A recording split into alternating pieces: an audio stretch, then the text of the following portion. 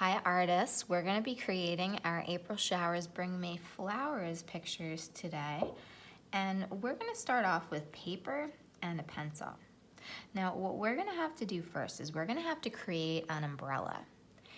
If you have a printer at home and you're able to print out the hexagon umbrella template in my Google Classroom in our first grade section, you are welcome to work with that as your umbrella. But if you don't have a printer at home, like I don't have a printer at home, you're gonna have to make your own. So we're gonna get creative here.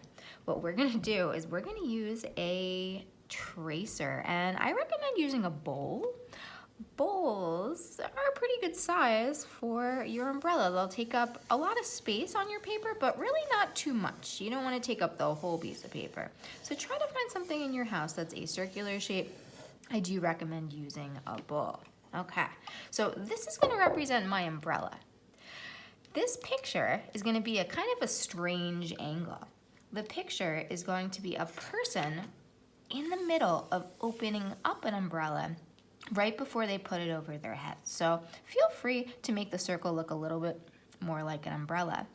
What I'm going to do is I'm just going to add a little dot in the middle just to kind of mark a central point. And what I'm going to do to make it look a little bit more like an umbrella is I'm going to make some lines in it. Okay? Do you have to do this? No. But if you want to, you're welcome to. So it gives it a little bit of a design. Okay. Now that I have these lines in here, I'm going to make my person. Now it's going to be very rainy weather, and when it's rainy, it's always a good idea to wear a raincoat. So what I recommend is underneath your umbrella shape, draw almost like a triangle shape right underneath your umbrella, but leave out the point of the triangle. And this is going to represent the raincoat. Now coats open and close. So to make the shape look a little bit more like a coat, what I'm going to do is I'm going to make a line right here. So that's going to represent one side of the coat versus the other.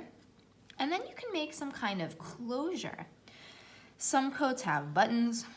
Some coats have zippers. Feel free to add a zipper if you would like to. It's up to you what you do as a detail for your coat. Now some coats have pockets as well. If you're going to do a pocket, you can add a U shape with a little line over here, and that's going to represent the pocket. Feel free to get some super creative. Maybe there's something inside the pocket. It's really up to you how you put this project together. You can really make it your own. Now we have an umbrella. We have a raincoat. We're going to need some legs. What I'm going to do next is I'm going to make a little square shape attached to the raincoat. And this is going to represent part of a leg. Now, I want my person to be really prepared for the weather, so I'm going to put them in rain boots. What I'm going to do next is I'm going to make almost like a rectangle shape, but I'm not going to finish it. And this is going to represent the top of a rain boot. Now, to make it look like you can actually put your foot in this boot, what I'm going to do next is I'm going to make this side a little bit longer. And then I'm going to make a curved line on this side. And that's going to be the part where you can kind of put your foot in. And I'm going to attach the two parts. This part is very tricky, so do your best. Now it's going to get even a little trickier because I'm going to have to make a second foot for this person. But my second leg is going to have to look like it's behind the first leg. What I recommend doing is I recommend making a little almost rectangle shape right next to this part. So they're side by side, make it a little bit more narrow. And then what I'm going to do is I'm going to make a little line out, and then I'm going to kind of focus on this shape here. I'm going to make this shape, and I'm going to make it a little bit smaller, a little bit higher than this shape. And I'm going to close it off, and it's going to make it look like one foot is in front and one foot is behind. This is very tricky. This is very similar to that rabbit project that we did a couple of weeks ago. If you would like to decorate the boots, feel free to do that. A lot of boots have like a grippy part at the bottom. So feel free to add that on if you want to add some grips so that your person doesn't trip. Maybe there's like a little, I don't know what you call this, a handle? Some rain boots have like a little handle so you can kind of get them on and off easier. Some rain boots have designs on them too. Maybe your rain boot has diagonal lines. Maybe it has polka dots. It's really up to you how you decorate your boots. Ooh, idea for you. If you want to make it look like this is a person's leg, this would be like the knee. So if you want to make a little curve here for a kneecap and a curve here for a kneecap, it might help make the person's leg look a little bit more realistic. Do you have to do this? No, it's totally a choice. It is up to you. If you like it, great. If you don't like it, that's okay too. That's the beauty of pencil. You can always make changes. Now, the rest of the picture, I'm gonna leave it up to you. Feel free to add more details.